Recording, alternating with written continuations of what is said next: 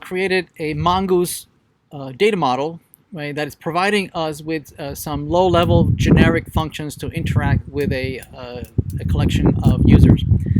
So that API is a little bit too low level. It's a little bit too generic. So it's best practice to wrap that low level communication with the database. It's a best practice to wrap it inside of a higher level API that might be a little more specific to what the use cases that you want to implement. And those use cases might mean several low-level operations. And the high-level API that we built, might use this schema and this other schema to implement your use case. So to do that, we're going to create a separate directory where we're going to implement that. Okay. So in there, we're gonna implement it inside of a DAO's directory, and we'll create here a new file here. We'll call it users DAO, right? .server.js, and in here we'll implement functions such as create a user, right? That might take as argument a user, right?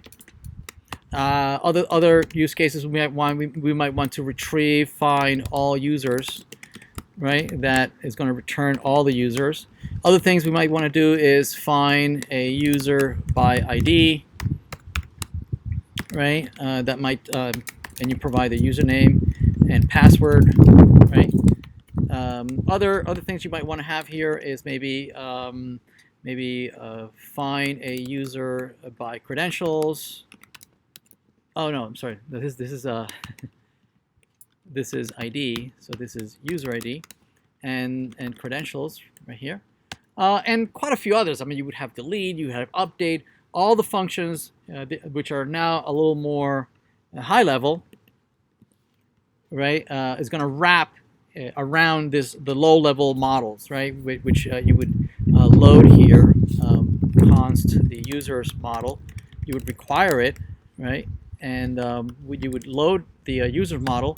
And then you would write all these high-level APIs that are internal to your application.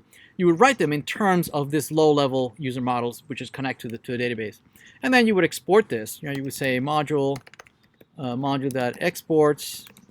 You would export this API, as a map so that other folks could use it out of here, right?